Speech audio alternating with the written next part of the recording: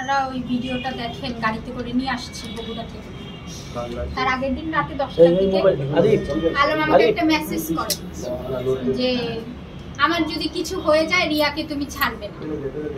তার আগেও 2-3 দিন আগেও গলায় দড়ি দিচ্ছে, হাত কাটছে রিয়াকে যেন আমি না ছাড়ি। তারপরে হচ্ছে তার সে যদি মারা যায় লাশ যেন আমি তার বাড়িতে নিয়ে যাই। তারপরে হচ্ছে তার বাচ্চাদেরকে আমি দেখি, এগুলো আমাকে ইত্যাদি ইত্যাদি দায়িত্ব দিয়ে যাচ্ছে। তারপর ওই দিন আপনার মানে যেদিন আর কি আপনারা ভিডিওটা দেখেন যে তাকে নিয়ে আমরা আসছি, তার আগের দিন রাতে হচ্ছে সে 10টার দিকে আমাকে একটা মেসেজ করে। তখন আমি মেসেজটা সিন করতে পারি না, আমি একটু ফোনে বিজি ছিলাম। পরে মেসেজ সিন করার পরে আমি ওনাকে ফোন দিচ্ছি, ফোনে আর পাচ্ছি না, সে আর লাইনে না। পরে আমি রিয়াকে ফোন দিয়ে বলি তুমি একটু অফিসে যেয়ে দেখো তো। ও ঘন্টাখানিক পরেই অফিসে যেয়ে আর খুঁজাখুঁজি করে, তার লোকজন পায় না। অনেক সময় পর আমাকে বলে তাহলে তুমি, আমি কি করবো, আমি কি আসবো? পরে বলে কি আসো। তখন আমি আমার একটা গার্জিয়ানকে আমি ইনফর্ম করি যে আমি অফিসে যাচ্ছি, যেহেতু তার নামে আমার মামলা করা, কয়েকবার মার্ডারের হুমকি দিয়েছে, সেহেতু আমি তো কাউকে না জানিয়ে তার অফিসে যেতে পারি না। পরে রিয়া বলছে তুমি কি কাউকে জানিয়ে এসছো? আমি বলছি হ্যাঁ অবশ্যই আমি জানিয়ে এসেছি, কারণ আমার যদি কিছু একটা হয়ে যায় আমি কোথায় গিয়েছিলাম এটা জানবে না। পরে আমি আর রিয়া অনেক খোঁজাখুঁজি করেছি, হাতে জিল টিল দিয়ে, ওর লোকজন খুঁজে ওকে পাওয়াই যাচ্ছে না। ফজর আজান পর্যন্ত আমরা খুঁজেছি। পরে ওর অফিসে রিয়া আর আমি ঘুমিয়ে পড়ি। সকালে খবর পাই বগুড়ার আগে কোথায় যেন এই জায়গাটার নাম, ওখানে এক ফ্রেন্ডের বাড়ি গেছে, রাতে যে অনেক কিছু বলেছে যে আমার কাছে মেয়েরা ভাইরাল হতে আসে, এসে ভাইরাল হওয়ার পর আমার কাছ থেকে চলে যায়, আমি কষ্ট পেয়েছি, রিয়ার কথা অনেক কিছু বলে ঘুমিয়ে পড়েছে। সকালে সে ঘুমের ওষুধ খায় 4টা। এটা তো আমরা পরে জানতে পারি। পরে ওই লোক নাকি 11টার সময় ডেকে আর উঠাতে পারে না, পরে হসপিটালে, কারণ সে একটা পাবলিক ফিগার, তার বাড়িতে যদি একটা অঘটন ঘটে যায় সে কি দায়ভার নিবে, সে তাড়াতাড়ি ওখানকার একটা হসপিটালে নেয়। সেখান থেকে তাকে বগুড়ায় হচ্ছে আপনার শহীদ জিয়াউর রহমান মেডিকেলে পাঠানো হয়। এদিক থেকে আমরা রওনা দিয়ে যাই, যে আমরা সঙ্গে সঙ্গে রিলিজ করে সে তো ঘুমাচ্ছে, কিন্তু আমি তো তাকে অনেক ভালোবাসি, তাকে দেখে তো আমি খুব অস্থির হয়ে গেছি। ওখান থেকে আমরা গাড়িতে করে নিয়ে আসার সময় ওনার অ্যাসিস্ট্যান্ট সেলিম যে ওই ভিডিওটা করে যে কোলে আর পা, এটা না আমি জানি না, সত্যি আমি জানি না। এটা তারা হচ্ছে মানে এইটা দেখাচ্ছে যে মিথিলা তার ওয়াইফ, তারা শীঘ্রই একটা কাগজ করবে, বাংলাদেশের মানুষকে জানাচ্ছে আমরা ঠিক আছি। আমার মামলাটা সেলিম বলছে এবার আপনি মামলায় কি করবেন, এটাই তো আমরা দেখাবো। আমি এমনি হেসে অসুস্থ হোক। ওখান থেকে রিয়া ফোন দিল, বেটার লাইফে লোক পাঠালো, বেটার লাইফে ভর্তি করবে। কিছু সময়ের ভেতরে এই আলমের হুশ, আধা ঘন্টার ভিতরে হুশ চলে এসছে, সে বিরিয়ানি খাবে। পরে আমি আবার খাওয়াই দিচ্ছি রিয়ারে, আর ওরা ওই পাশে বসে, আমি এই পাশ দিয়ে খাইয়ে দিচ্ছি। হুট করে বলছে আমরা কক্সবাজার যাবো। তখন আমি বলছি আমি যাবো না। দুই ওয়াইফকে নিয়ে এক জায়গায়, এটা কিন্তু সে মেন্টালি টর্চারে কিন্তু সে সুইসাইড অ্যাটেম্প করেছে। খাক 4টা খাক 5টা খাক খেয়েছে তো।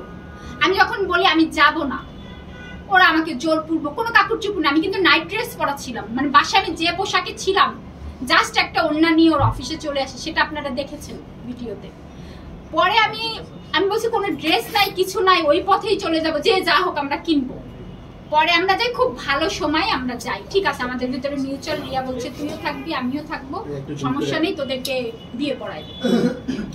কক্সবাজার যাওয়ার পরে ভালোই, আমার কয়েকটা আপনাদের আগে আমি বলেছিলাম যে সে রিয়ামনির সামনে না পেছনে আমাকে ভালোবাসে, তাই কিছু ক্লোজ ভিডিও নিছে আমাদের। এই আলম তুমি ওকে একটু এই করো সেই করো, এইভাবে কিছু ভিডিও নিছে যে মানুষকে দেখাবে।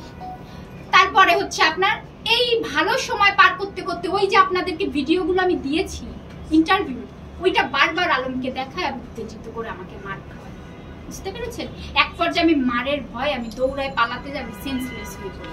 তখন ওর অ্যাসিস্ট্যান্ট সেলিম আমাকে কোলে তুলে ওর রুমে নিয়ে যায়, নিয়ে আমাকে জোরপূর্বক আমার কাছ থেকে স্ট্যাম্পে সই নেয় আমি যেন মামলাটা তুলে নিই, তা না হলে আর মার্ডার তো করতে পারছে না, কারণ সবাই তো জানে যে আমি ওদের সাথে আছি। অবশ্যই আপনারা সবাই জানেন যদি কোনো মার্ডার টাডার করে ফেলে, একটা ক্ষতি করে, তাহলে তো দায়ভার আলমের উপরেই যাবে। এই জন্য একটা স্ট্যাম্পে সই দিয়েছে। আমি তখন আমার ইজ্জত বাঁচানোর জন্য আমি স্ট্যাম্পে সই দিয়েছি। এখন ওখানে তারা কি কি লিখবে না কি করবে আমি আদৌ জানি না। আর আমার উপরে যে টর্চারিং, আমাকে নামিয়ে দিয়ে বলছে আমার একটা এফডিআর আছে, এফডিআর এর নমিনি হচ্ছে আলো, আমার অ্যাকাউন্টের নমিনি ওর 2 মেয়ে, আর এফডিআর এর নমিনি হচ্ছে আলো, হিরো আলম।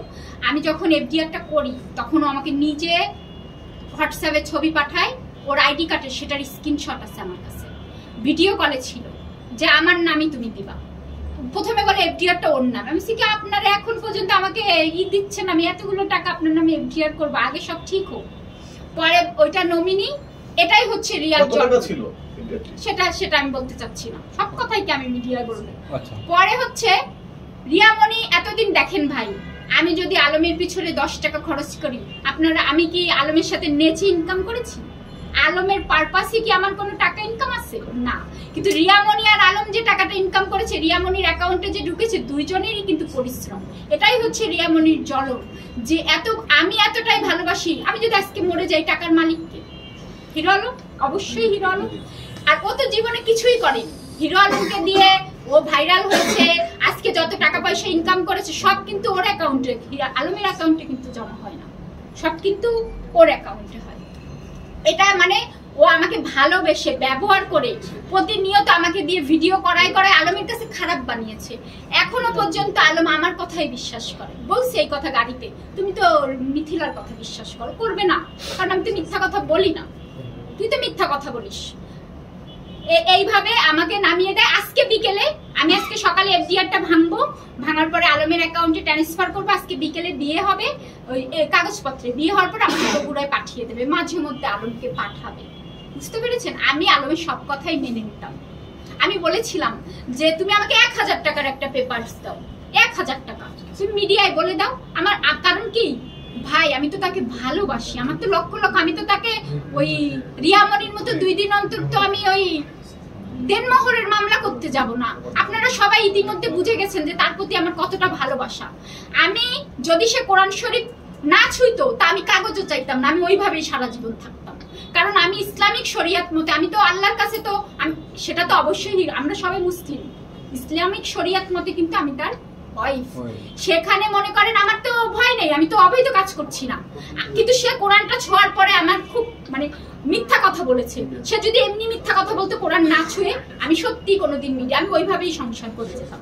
আমি তারপরে কোরআন ছোঁয়ার পরে আমি বলছি যে তুমি আমাকে 1000 টাকার একটা কাগজ দাও, দরকার হলে তুমি আমি ডিভোর্স করে দিও, কিন্তু আমার কাগজ দিতে হবে, সেটা সবাইকে জানিয়ে দিতে হবে। আমি কোনো লক্ষ লক্ষ টাকার তো আমি চাইনি যে তুমি আমাকে করো, কারণ আমি তার জন্য লক্ষ লক্ষ টাকা আমি এফডিআর করে রেখেছি। সেখানে সে আমার কয় টাকা দেবে, সে আমাকে কত টাকা কাবিন দেবে বলেন? এইটা আমার তার কাছে দাবি ছিল। কিন্তু রিয়ামণি থেকে হবে এটা তো আমি চাবো না, কারণ আমাদের সম্পর্কের সময় রিয়ামণি আর তার ডিভোর্স আপনাদেরকে আমি কাগজ দিয়েছি। সুমি আপুর সাথে রিয়ামণি আমাকে যে পরকীয়ার নারী বলে, পরকীয়ার নারী তো ও, কারণ সুমির সাথে এই 3-4 মাস হয়েছে ডিভোর্স হয়েছে। তাহলে তুই প্রেম করেছিস, তার সাথে শারীরিক সম্পর্ক করেছিস, বিয়ে তো অনেক পরে করেছিস, তখন তার বড় ওয়াইফ তো ছিল। এমনকি আমার সাথে যখন তার হুজুর দিয়ে বিয়ে হয়, তখনও সুমি আপুর সাথে ডিভোর্স হয়নি, তার প্রথম ওয়াইফের সাথে। তার প্রথম ওয়াইফ কিছুদিন আগে ডিভোর্স দিয়ে সে আবার বিয়ে করেছে। বুঝতে পেরেছেন? তাহলে পরকীয়া কে করেছে? তারপরে এই যে মে মাসের 26 তারিখে 24 সালে যে ওদের ডিভোর্স হয়েছে, ডিভোর্সের পরে বলে 3 মাসের ভিতরে মীমাংসা। কাগজ দেখা, তারপরে 3 মাসের ভিতরে কি মীমাংসা করেছে সেটা পেপারস দেখা। অনৈতিক কাজ করেছে না তারা? আর রিয়ামণির কাছে তো এগুলো কোনো ব্যাপারই না। বুঝতে পেরেছেন? এগুলো কোনো ব্যাপারই না।